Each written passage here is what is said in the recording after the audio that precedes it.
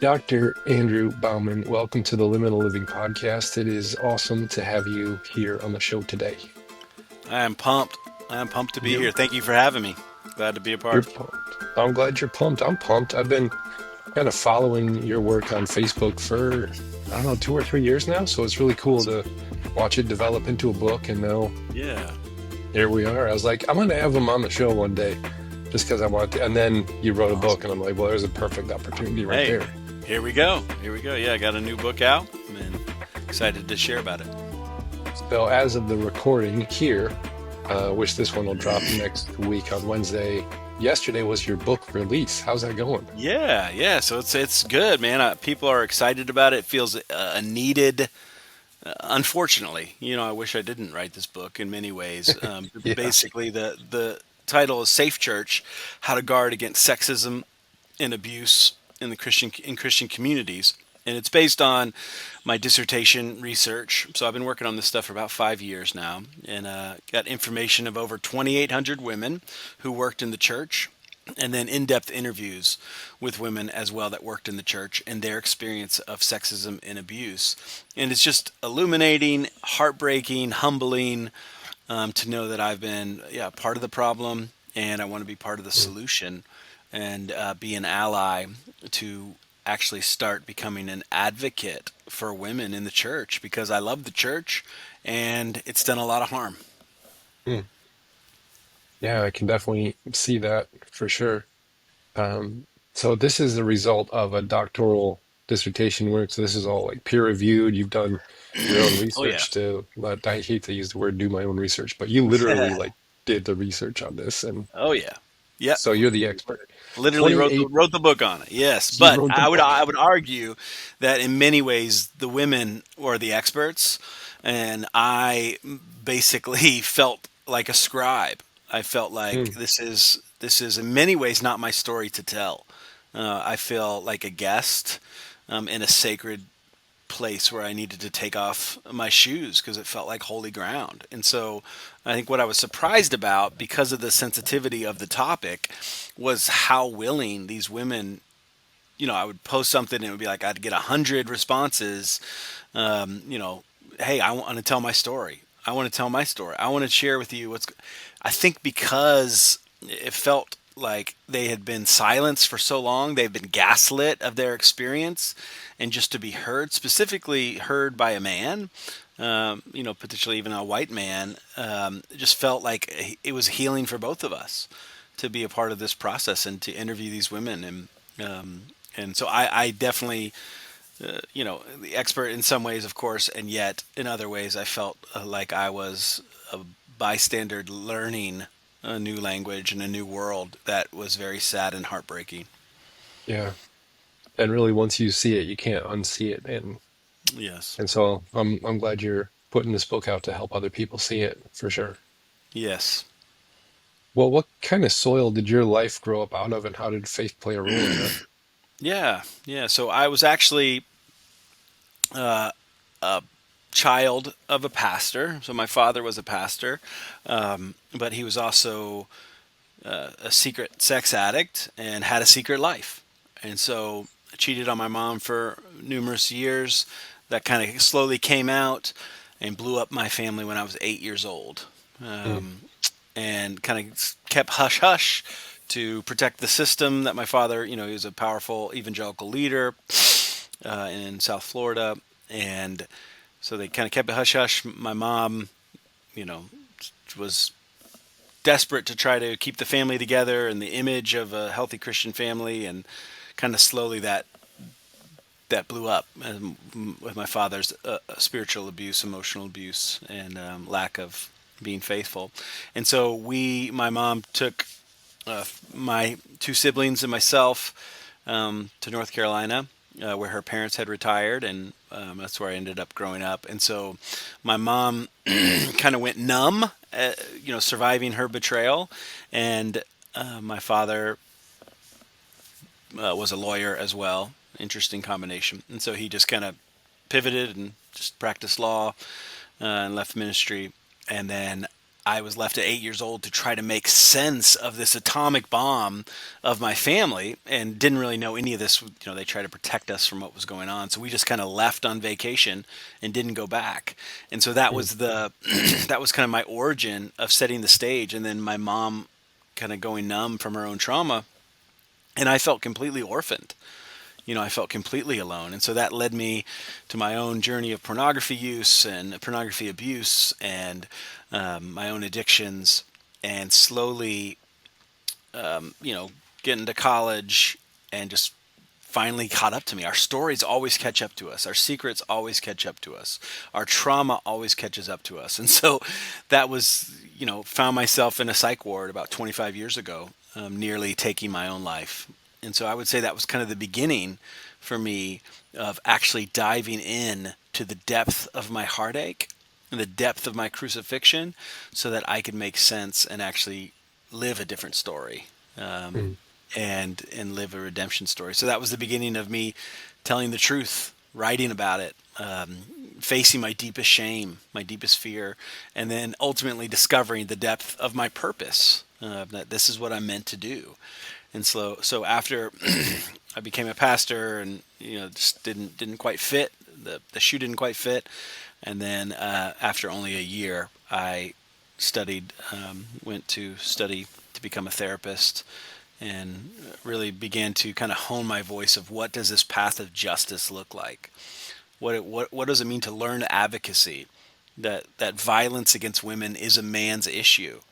That pornography abuse literally is destroying generations, and I began to learn a posture of kind of what does it mean to honor the other, to honor women, to no longer be a bystander to sexism, and actually begin to listen to women. And so that was, developed over the past 20 years of, wow, like we've got to do something.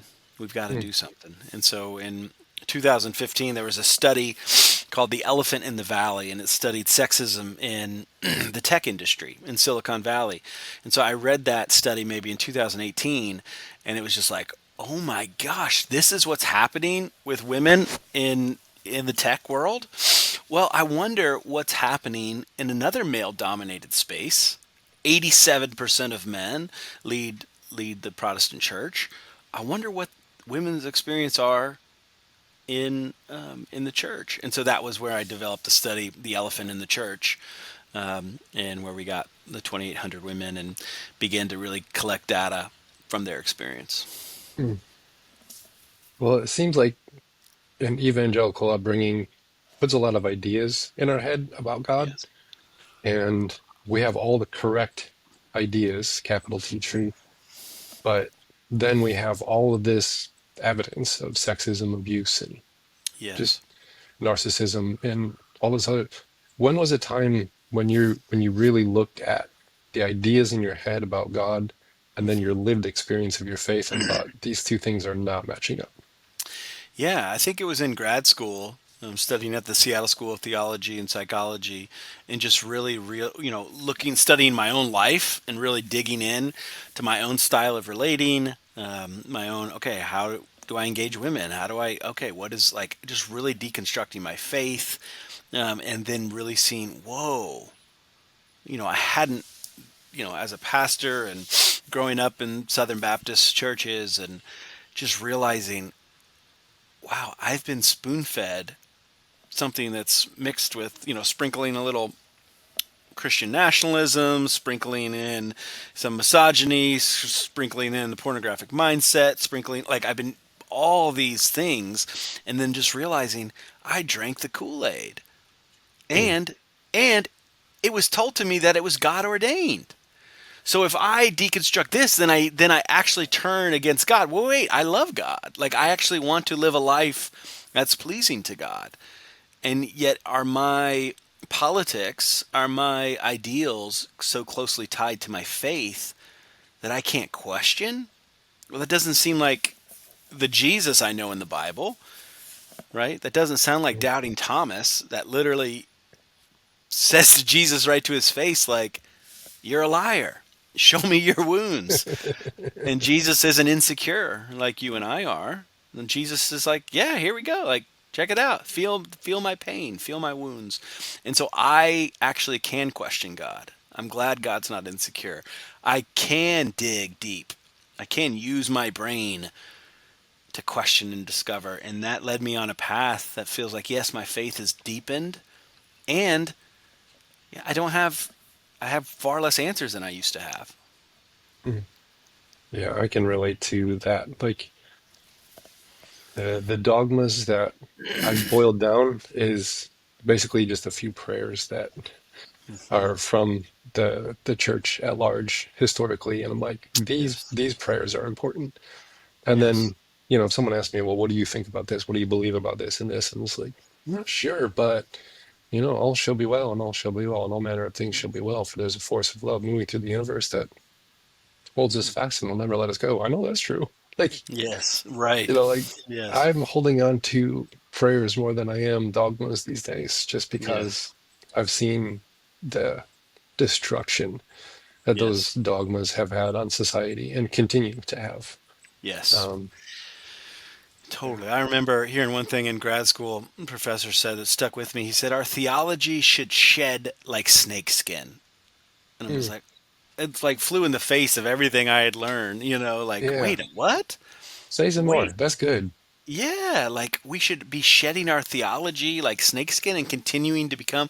And I'm like, actually, yes, God is not something to be mastered. Even though many of my buddies have a master of the theology, it's just like it's not something to be mastered.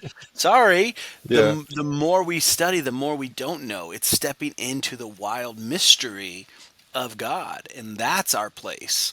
And so the more you study, the less you know if you're actually being honest. Mm. So, like, your journey out of kind of this abusive, misogynistic, patriarchal evangelicalism, I'm sure I could put many more descriptors on there. Your journey out, like, can you identify some of the first dominoes that were just like, this doesn't make sense, this doesn't make Yeah. sense? Like, this is really easy to look back and say, wow, the whole thing was, a farce. Yes. But can you, like, maybe look at some of the dominoes or maybe some of the orders, or even just locate some dominoes and say, give us thoughts? Yeah, I think is when my life blew up, right? And so I had been going to church 3 times a week for 15 years, and I went to this conservative Christian college, and my life was beginning to unravel, and so I could no longer pretend, and so my disguises didn't work anymore. And so I Mm, actually then kind of just started blowing up my life. And so, it's classic drugs, alcohol, sex, whatever. Like it's that classic line. But then I was in this super strict evangelical college, so all these rules, right? And I hate rules. I'm a, Enneagram 8. I'm a challenger. So I think it mm. was part of like being trying to put in this, you weren't allowed to wear shorts in the building. You weren't allowed to wear, it was like all this stuff that was just like, so I kid you not, we had spiritual points. There was a spiritual point system. You got points if you went to church, and you got points if you went to chapel, right? So these things. So I'm like, that's where I'm at in my early 20s, right? Or whatever, yeah, 19, 20, early. This was before the psychiatric ward. And so I go from, like, I go into that world, public high school or whatever, and then I go into this weird world that I'm not like, and I'm like, oh my gosh, this is like a cult. This is, and I just was like, I have to rebel. So that was kind of where the beginning of like starting to like kind of blow up this structure of just like, oh, this is gross. And so I'm literally flunking out of all my classes. I move out into the woods. Okay. When I blow up my life, I go big. I move out into a tent into the woods. This is in East Tennessee, 20 something years ago. I move out and then I go to one class because he's a therapist and I really liked his class. Later it comes out that my Bible Old Testament professor is a cross-dresser on the weekends in Chattanooga. My Greek professor has an affair with his daughter's friend. It's like, oh, like it's come. This is years later. Like, oh, this type of system actually fosters a secret life, right? Mm, And but this one professor, just he was different. He was authentic. He was funny. And so I'd literally come in stinking, and I'd just sit in the back just because I liked this one guy, and he took an interest in me and started, started going to see him and talk to him about my life, and he started speaking life to me in ways that nobody ever had, and so he ended up kind of taking me in and fathering me and mentoring me over the years, and he ended up leaving that institution, and was led a seminary program for years. And then my wife ended up, that's actually how I met my wife. She ended up going into his program for her grad education. And so that was kind of the beginning of like, this is not working. And then, if it wouldn't have been for him, I'd probably be in jail. Mm. You just said something really interesting. Like one of your realizations was, oh, this system fosters the secret life. Can you say more about that? Yeah. I think when we can no longer be human and authentic and we have to pretend, right? Our secrets is where our shame is. So wherever you don't talk about, like that's most likely where your shame is. And so where shame festers, it creates, it has to come out sideways somewhere. A lot of times it comes out in our sexuality, because who you are sexually is a reflection of who you are in every arena of life, right? So we look through your sexuality to find out so many other areas of your life. And so that secret life, or these guys are, getting exposed because they have the secret sexuality get exposed. It comes out. It's like, oh, that's actually what's going on beneath. Rather than, no, I'm just going to be authentically messy. I'm just going to be me, and I'm going to cuss and pray simultaneously, and I'm going to be really human. Oh, wait, I don't have to hide anymore. And I think that comes from my 13 years of being addicted to pornography, and also being a youth pastor, or also, it's like I lived with this duplicity, and my own father lived with the duplicity for so long. It made me, I smell it out a mile away. If somebody, pastor walks up to me and he's, glad handing politician, I just like literally will just like instantly vomit. It's just like I have this huge, because it's been my whole life. Like I know fakeness. I can smell it a mile away. I don't trust you. I Hmm. don't trust you. I will not offer you my vulnerability in my heart. No. And that the ministry and the CEO model, the kind of top down power model, has created this isolation where I almost feel like for me to support my family, if I'm a pastor, I have to be fake. I no longer can be authentic. And that's why I ultimately had to leave the ministry, because I felt like I could not actually live into my story in the fullness. I had to be fake, and it actually fostered my secret life. Mm. That makes so much sense. Like that, I see that um, just across the board. Hmm. When you look at Totally. how rigid the Liberty University was, and just how legalistic they were, Yep. and then you see what Jerry Falwell Jr. like everything come out about him. It's Yep. just kind of like he's just a he's just a mascot for what's going on across the Yes. board, you Yes. know. And that Yes. that you said something about like this, creates a shame system. And I'm wondering if the abuse system comes in to enforce the the masks and the Yes. masquerade that we have to keep it covered up. And if we don't keep a Definitely. handle on this, then it all blows out and everything comes out. And do you think No like doubt. that might be one of the roots of Definitely. what we're talking Yes. about? There's so much interplay, right? And so when you look at, pastors in the church, um, you know, Barna does some great research, and I remember in one of their older studies in 2014, they said 50% of pastors had some type of relationship with porn. It's like, Mm. okay, so let's take just that as an example. So what are they going to do if they have a relationship with porn, right? Are they going to talk openly about their shame and their addiction? Like probably not, right? And so what happens then? What is the outcome of that? And I feel like it's two ways. One, it's going to come out in talking a lot about modesty, right? because I don't want to deal with my shame. I'm going to project it onto to women. So I'm going to talk about what they wear. I'm going to leave the door open and not meet with them one on one because I want to project. No, I am good. I can't deal with this shame, so I'm going. Look, I'm leave the door open when I meet with women. I preach about these things. Like I'm going to project it outward, right? Or the other extreme would be I become kind of seductive in my style of relating and seduce women. And I'm either going to go to one extreme or the other, or I have to face myself. I have to face my shame. I have to face that I'm a fraud, and Mm. that's too hard. I actually have to enter my crucifixion. I don't want to die. I don't want to feel that pain. I don't want to grieve my wounds that are actually I'm eroticizing and sexualizing. I don't want to face those wounds. I don't want to grieve. I don't want to feel pain. Okay, I'm just going to teach about modesty. I'm just going to literally live in a constant projection Mm. of my sexual shame. That whole projection, yeah. Like it, I think where you're getting at the roots of why the church has a chronic abuse problem. Because like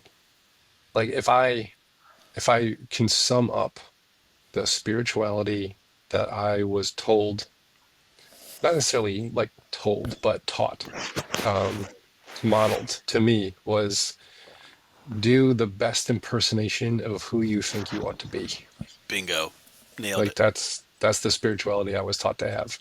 Exactly. And when you're done with that, when you're done doing that, it's just like, oh, Yes. instead of trying to be dump so much energy into projecting Yes. perfection, you can Yeah. actually just work on being a good human. Yes. Exactly. And what does it It's actually mean to be authentic? Right? What does that actually mean?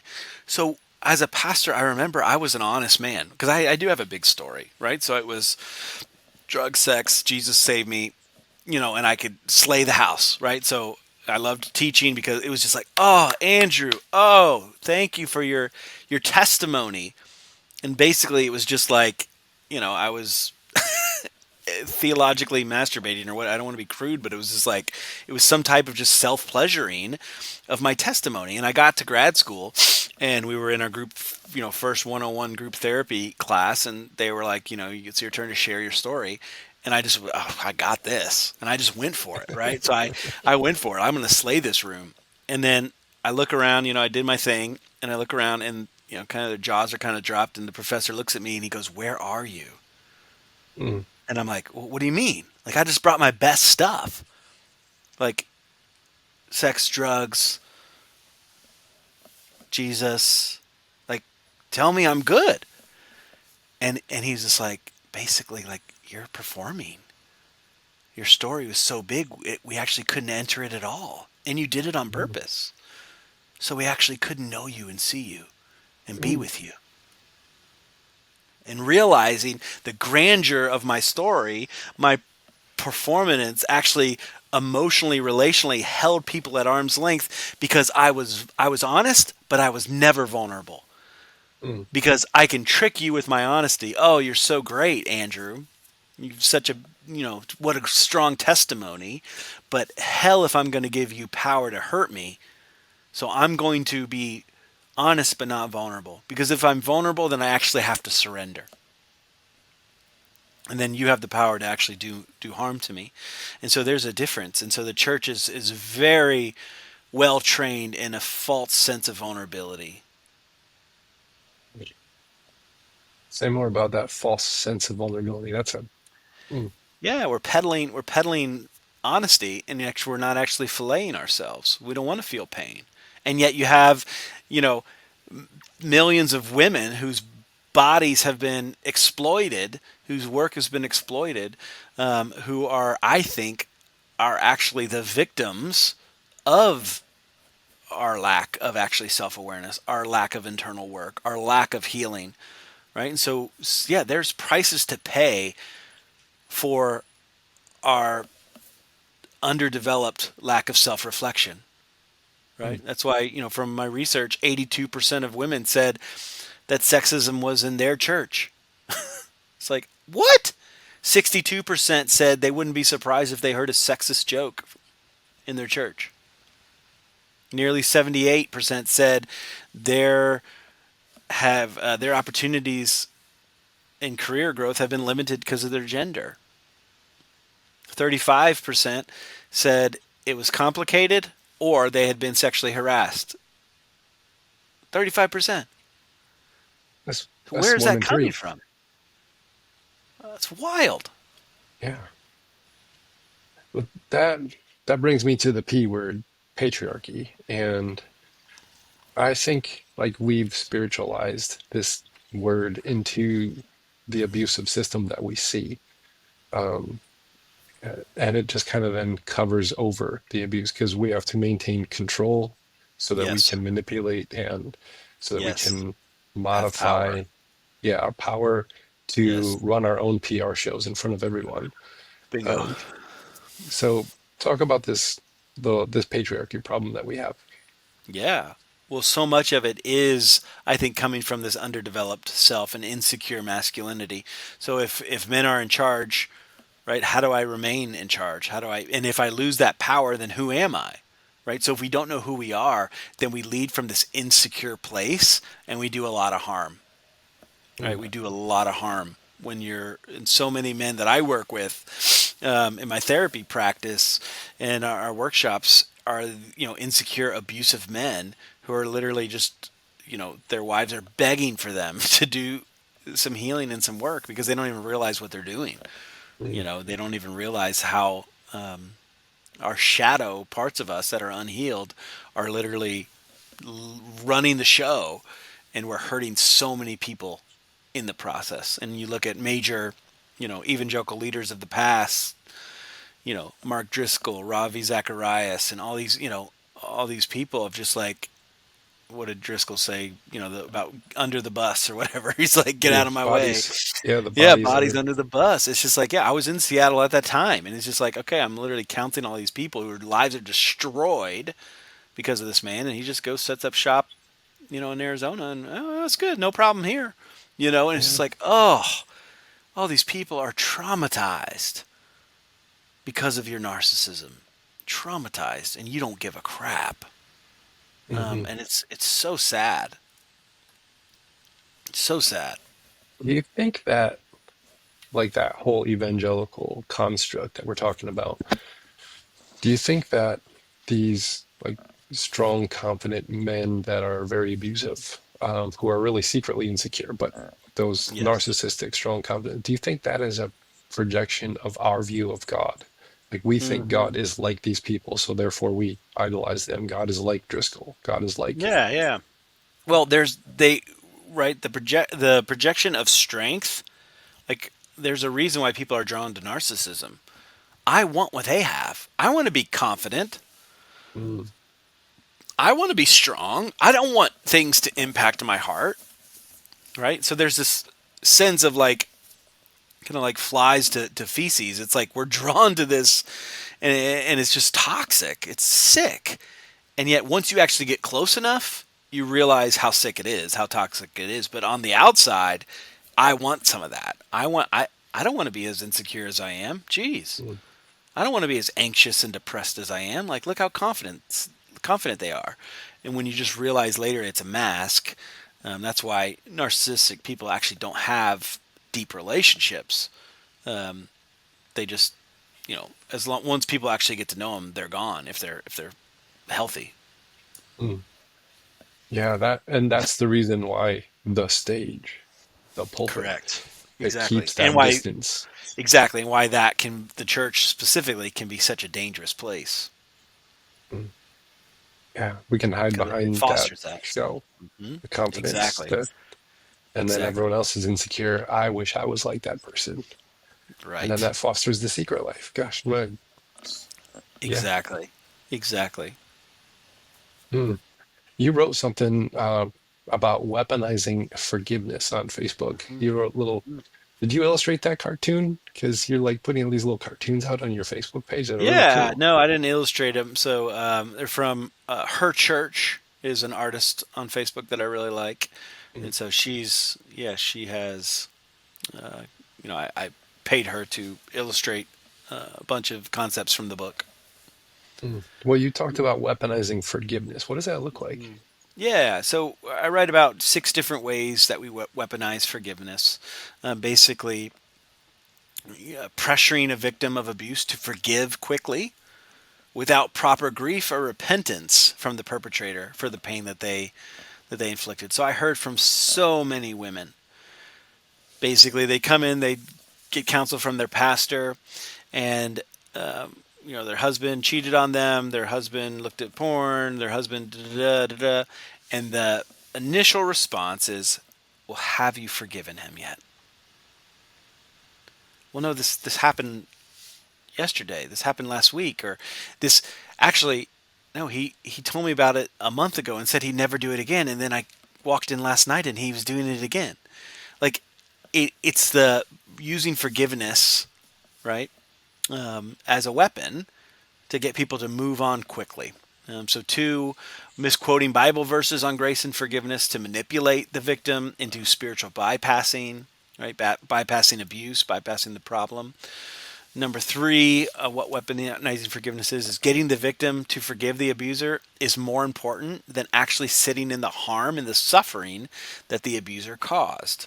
Right? They want to make the problem yours, not theirs. And so in many ways they can be a good pastor if they can get you to forgive rather than actually let's sit in this pain.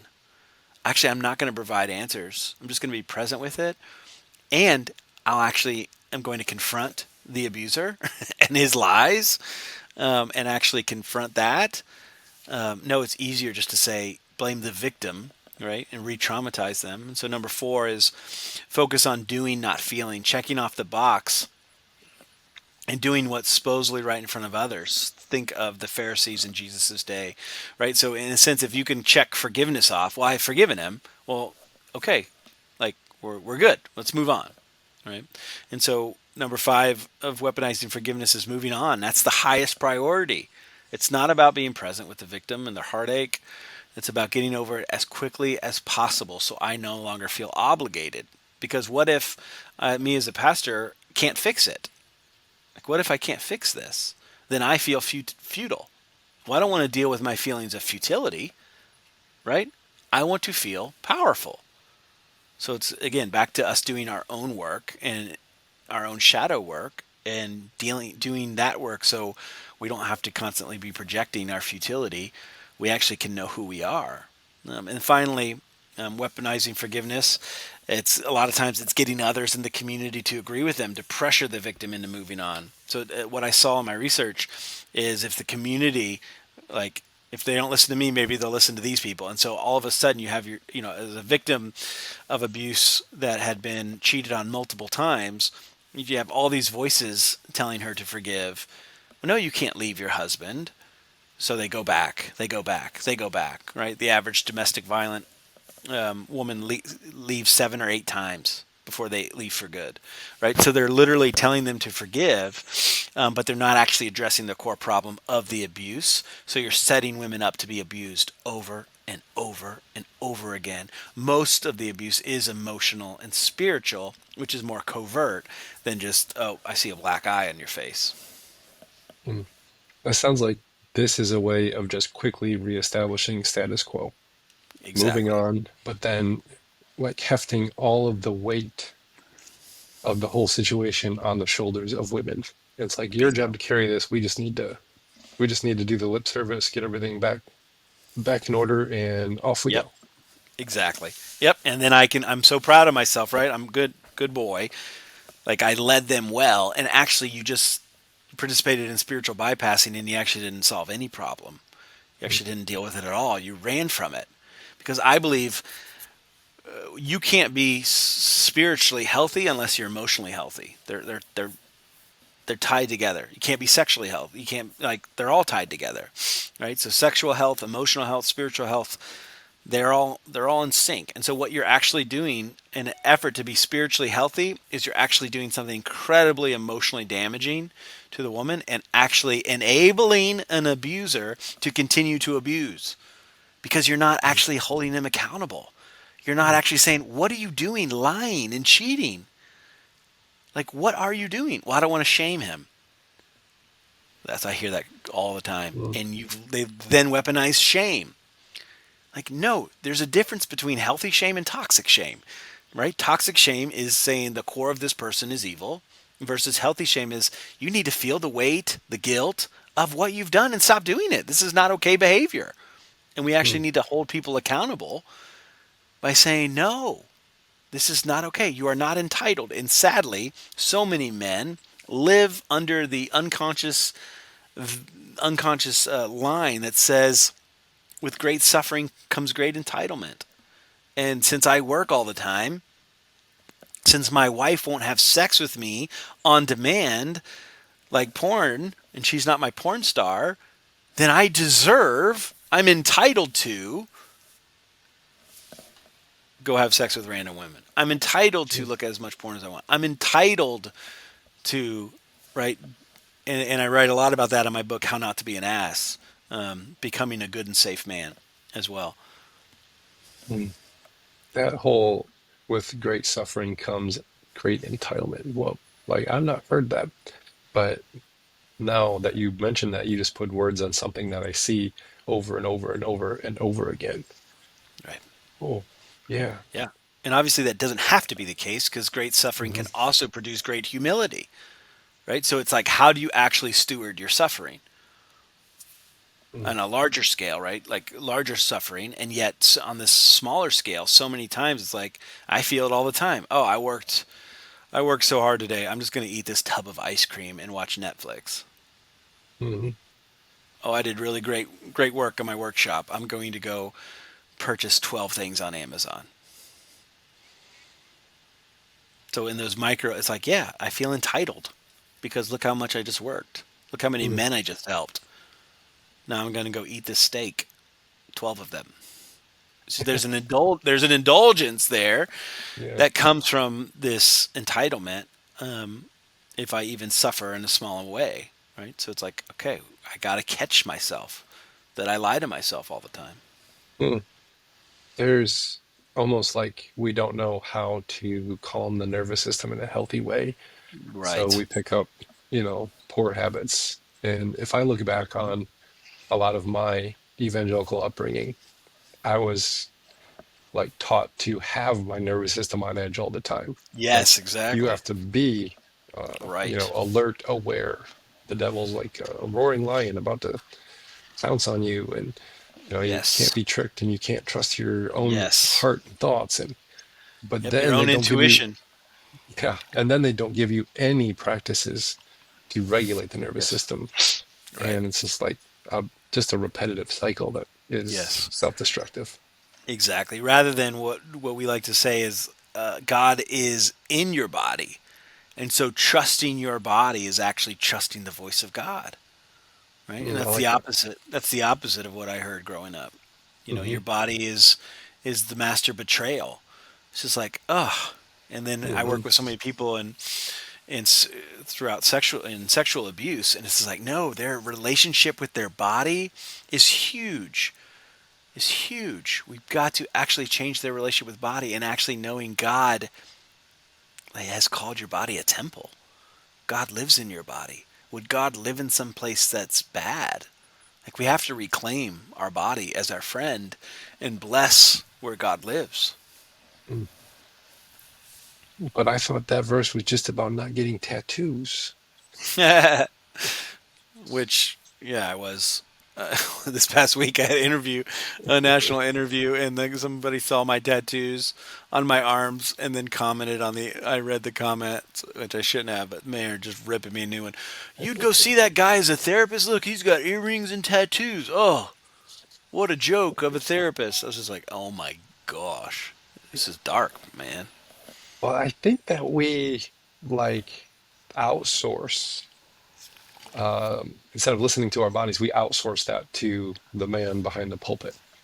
And it's like, Yes. just tell me what to believe, tell me what to feel, tell me what to do, Yep. and then I don't have to do that. I don't have to have Bingo. any kind of authority or scary freedom. Bingo. Uh, Exactly. And I don't have to yeah, mess up. And when something does go wrong, I can blame you. which Which is does again, happen. yeah, pastor, it's a Yeah. terrible job. It's like, yeah, everybody's gonna work out their daddy issues on Yeah. you. Everybody's gonna like you're a target, right? And so it's Mm. just like you're damned either way. And it's like, Yeah. yes, we don't I want to I do our own see work. that. Like I'm a pastor, and um, I I like run from guys that are immediately projecting something onto me. Like I just, like you I said, I bet. just smell it. I'm just like, oh, this guy Yep. wants me to be Yep. this this great thing up on the stage. I'm like, mm, Exactly. no, Yep. we can't He's work it. going to consume me, right? He's literally going to eat my flesh because he's so underdeveloped and he needs me to be something that I can never be. And the thing is when you get into that type of relationship, he's going to be end up being so pissed at you because you're not going to be able to deliver, Hmm. right? So if Yeah, you don't have healthy boundaries like you're describing and you do get in those relationships, it's like it's going to go poorly. I promise. every time, Yep. every time. You wrote something that I wanted to read here because there, I think this line is really important today. You said we must listen and believe those who have been historically marginalized, objectified, and subjugated to find out how we can do better, grow equity, equality, and truly treat people like the image bearers that they are. Why is this so hard for Christians when it's the heart of the whole message? Yeah. Yeah. That's a great question. And I think I initially think of power. Um, why do we want to?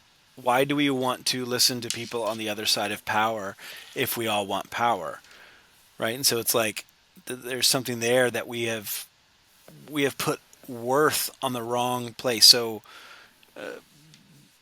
basically, if somebody has power, right, they have status, and so I want that. So I want to listen to them because I want that power and that status, right? And yet Jesus was born in a freaking manger in a cave slash barn thing. And it's just like he flew in the face of power systems. Jesus' relationship with women. I mean, literally, it's the exact opposite of the Roman patriarchal system at the time. His engagement in John 4 with the woman at the well. Just flying in the face of sexism, in the face of everything, in the Samaritan Jewish just breakdown. Like he Mhm. he literally all the social strongholds and attitudes. Like Jesus does the exact opposite, and he asked to share spit with this woman, which in Jewish tradition would literally be a one-way ticket to hell. It's wild, right? And Jesus' relationship with the alabaster jar in Luke 7:36, the Canaanite woman, Mary Magdalene, like literally being the one he trusts the message of the resurrection to. Preach, woman, preach. Like, go tell the world. The gospel depends on you. I don't see that sexism. I don't see, I see Jesus literally going against the patriarchal norms of the time, which ends up getting him killed. And I think Jesus should be the guide of our church, right? I think Jesus should be the guide. Mm. And when we look at his relationship with women, it's very different than what we've been taught. Well, women can Yeah. serve sandwiches at the luncheon for me because they can't teach. Mhm. We'll call them the directors instead of the pastors. They're the directors of youth Children's and children's. children children ministry director. Yeah. I noticed that we are pretty obsessed with our labels of things. Like, I Yes. don't know if that was just good Christian marketing from the 80s and 90s or not, but it's like, oh, that's Right. a Christian whatever. So it's safe, it's good, it's approved. And then we get into like the underbelly of things, and you're like, oh, it's Yes. actually worse because it's just labeled. And I've been more like trying to look at something's essence, like instead of just what's the label on the bottle, like what's actually in the bottle. That's what I'm really Yes. concerned about. But so many people Yes. are just concerned, with the label on the outside. And Yes. yeah, but It's so there's true. the essence of something that is more important than how we label it. Yes. So true. And it's Yeah. so common. And that's why I feel so, I have another men's workshop starting tomorrow. We have every month we have men fly in from all over the world to do this deep healing work. And that's where my passion lies of helping men heal so we can stop this. This is a men's work. We got to stop. We want to tell women, that to free themselves from their own objectification as we continue to objectify, as we continue to not do our own healing work. And it's just like, Mm. no, no, this is our work. This is our job. We can't be bystanders to sexism anymore. I remember this is years and years ago, I wrote a blog article on no longer being a bystander to sexism. And I'm walking in Seattle. We worked a lot with prostituted women, um, and I remember writing that article, and it was literally like a day or two passed, and I'm walking down the street, and a guy catcalls a woman, and I was like, crap, because I just remembered I wrote that article, and I was like, oh shoot, I can't be a bystander. I can't be a bystander. I was like, well, what do I say? And this all happening within seconds. I'm like, what do I say? And I said, she's a human or something stupid. Like I didn't know what to say.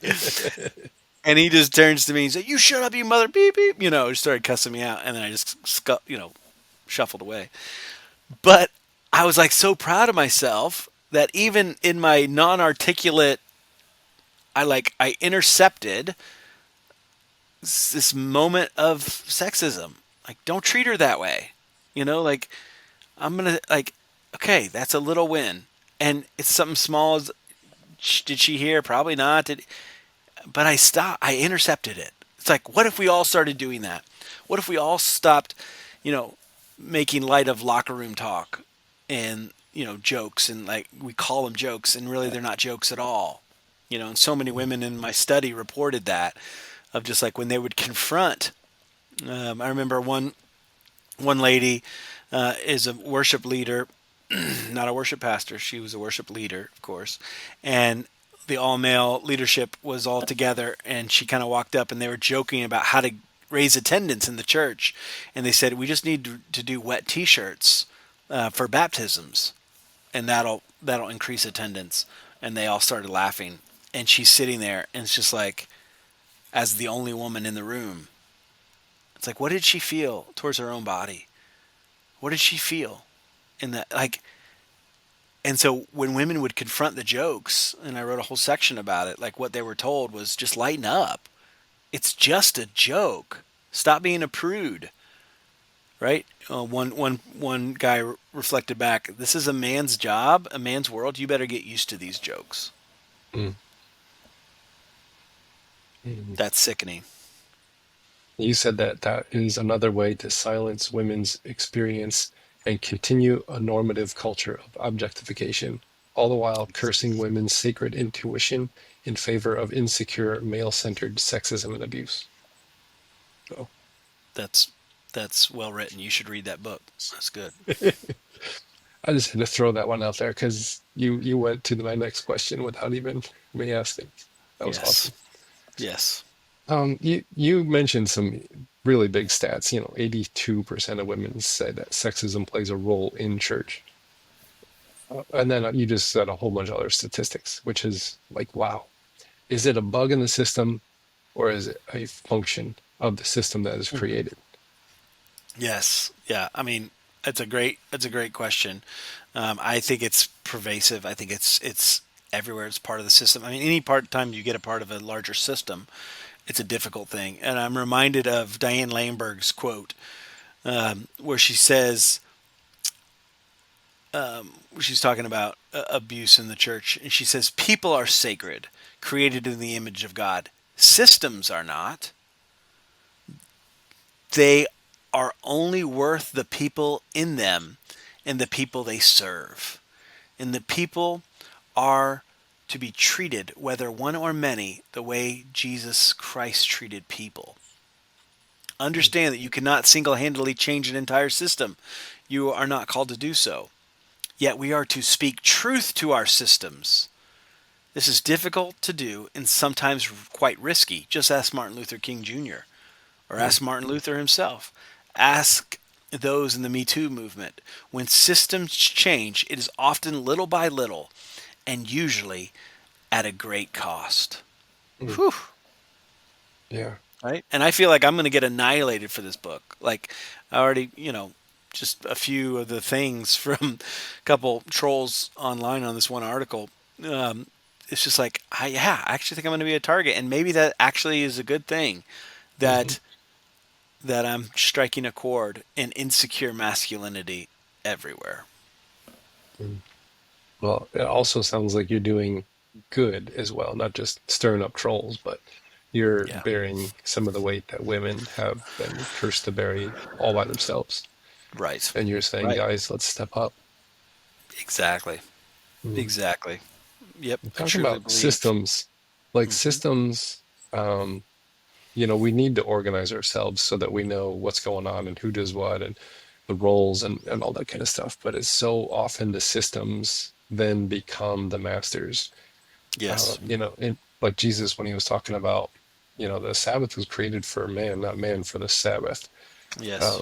kind of a thing. So like how is there a place where a system is just too big that it no Hmm. longer is worth it? Do we need to have small systems? Can you talk a little bit about systems and how we should organize Yeah. them better? Yeah. I mean, the mega church, mega mall model, of church, I just don't think that's the best. I remember one of my favorite authors, Frederick Buechner, old Presbyterian minister, wrote like, man, maybe the churches should all burn down and we should just all do AA groups. And it's just like, oh, I remember going to those, Al-Anon meetings to support, myself and my father's alcoholism, and just oh, there's such beauty in the smallness of actually being vulnerable that you just can't do on a large scale, in a Mickey D's model of church. It's just like there is something that where the system really steals, and when we're literally just being entertained, it feels like it really steals from what we actually need, which is actually tending to our hearts. Mm. And so, yeah, obviously, if you grow a lot, and yeah, that's a problem. Like, how are you going to make it smaller? And so, I really appreciate the parish collective and the parish model of church. And for 15 years in Seattle, we all lived in the same neighborhood and served a certain population, and just did some radical stuff. And it's kind of powerhouse of just small, 50 of us, and it's just like, and now as we moved away from Seattle after 15 years, and now we're in a more conventional church system, it's just like, oh, this is strange. This is Mm. hard. This is hard to, because the parish model and all being in the same neighborhood. Sunday service was just like a, this kind of side thing where during the week, every day living together in community at the park, all the time was church, all the time was ministry. We were living ministry, and that's Yeah. such a different model. I remember I was a part of a online, it was almost like a little conference, and Richard Rohr was kind of the speaker, and Hmm. um, someone asked him, how do we do like this actual spiritual development in our churches? It just doesn't seem to be happening. Mm. And Richard Rohr's response is like always stuck with me. He's like, the best that you'll ever really be able to hope for is the sideshow. Like that's Mm. your spiritual Wow. development is always going to be the sideshow when there is a Wow. large system in play. And it was just like Interesting. I was just like kind of like relieved, like, okay, so Yeah. maybe it's not just my problem that I can't seem to help Yes. people find this development, but it's just when we have a church system, it becomes about the money, it becomes about the power, it becomes about Yes. the authorities within it. And then Right. those need involvement, it needs giving, it needs, all this, you Yes. got to feed the beast kind of a thing. Right. And then you only hope for the sideshow that maybe Yes. on the side we can help a few people here and there. Exactly. Yes. Yeah. And yet, like, yeah, what does that do to our own feelings of feeling important? Right? Mm. It's like if I'm only helping a few people, I want to help thousands. I want to be important. I want to be big, right? Like it's back to that own inner development of can you make peace with your inner world? Can you make peace with, okay, what's driving it? And I have to look at my shadow side all the time. It's like, okay, what's driving it? Like what, I was writing about it the other day. I've been looking at other doctorate programs online. It's like, well, I'm going to go get a second doctorate? Like what in the heck is going on? Well, realizing that, oh, I've written 7 books. It's like, okay, like there's a shadow part of me that I'm still looking for affirmation from my dad. I'm still looking for affirmation. I still want my mom to be proud of me. I still, like, there's still, our depravity and our glory are always two sides of the same coin. They're always intertwined. And Mhm. so I'm glad I'm doing this work. But I have to continue to be aware of the depravity in me and the shadow part of me, because then my work will suffer, and I'll be writing this stuff merely to stroke my own ego rather than continuing to, no, actually a lot of times I write actually out of my own survival. Mm. I need it for my own mental health, just to not go Yeah. crazy. It's like, okay, like I've got to just be aware. And part of what makes my work good is also, yeah, like my darkness is always close there to say hello. Mhm. Oh, I started this podcast 10 years ago when I got my doctorate. And Wow. um, I was like, I have to be this voice. I have to go and fix everything. I have to be the source of all. And it lasted Mm-hmm. for about 6 months and Mm, just kind of like fizzled. And then I always wanted to reboot it. And it right. wasn't until I said, I have a lot more to learn. Who Mm, can I talk to yes. to help me learn? That it really started to take off again 2 years ago in Mm, April. I was wow. like, we're going to reboot it, but I'm not the expert. I'm the student Yes. now. Right. Right. And as soon Nice. as I switched that role, it was just like things just like freed up. And, I've Mm, got to talk to some of the most amazing people and learn so many different things. And yeah, that's, that's awesome. I had to get my ego out of the driver's seat and just say, you know Right. what, it's time to learn. Yes. Uh, Yes. yeah. And in that's a place of, people learn. It's like I remember starting my blog however many years ago, and it's just like, actually, I'm just gonna, like, I need to make sense of what I'm seeing in the therapy room. And just Mm, started writing, and then people start connecting with it. Like, oh yeah, this makes someone, it's just like, oh wow. It's like I'm literally just writing for myself and to make sense of chaos. But it's like yeah. people connect to that when we actually are just being our true selves. Yeah. Yeah. Well, what practices have helped recenter your faith around something? Like, what are the things that you have like that you do either Yeah. repetitively or just here and there? Like, what are those practices that really helped recenter you? Yeah, I think the main one is writing. I try to write at least 2 or 3 days a week. So I'm writing regularly, and that's just keeping me honest, keeping me authentic. Um, and I don't do it nearly as much, but just a meditation practice is what I long to continue to cultivate. And I realize when I'm at the edge internally, if I don't have that time to literally just sit, meditate. I've been writing a lot of music recently, and I wrote this one. It'll be produced coming up this year, but one that's called the Good Meditation, and basically it's very simple and kind of a chant. I am good. I am home. I am peace. I am known, and that's it. And just writing another song called My Body, My Friend, and trying to basically create some therapeutic music that can just help us reclaim our bodies and our peace. Because I can run at a pretty high level of intensity, and I need to stop and listen. Mm, those sound really helpful. I appreciate that. Where do you want to send folks to connect with your work and buy your book? Yeah, yeah, yeah. You can buy it, from the powers that be, oligarchy. If you want to buy it on Amazon, you can also buy it, Target and Barnes and Noble. You can buy it straight from the publisher Baker as well, Safe Church. how to guard against sexism and abuse in Christian communities.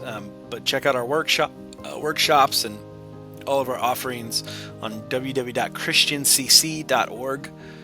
christiancc.org. We have a very large practice that serves a lot of people, and we just do intensives. And then my blog is just on andrewjbauman.com. I blog regularly there. Okay. Well, I will put those links in the show notes so people can just click on them and head right there and get them. Awesome, man. Well, thank you so much for having me. It was an honor to be with you and get to meet you. Yeah, it was great to finally connect and keep doing what you're doing. I think you're doing awesome work. Yeah, thank you, man.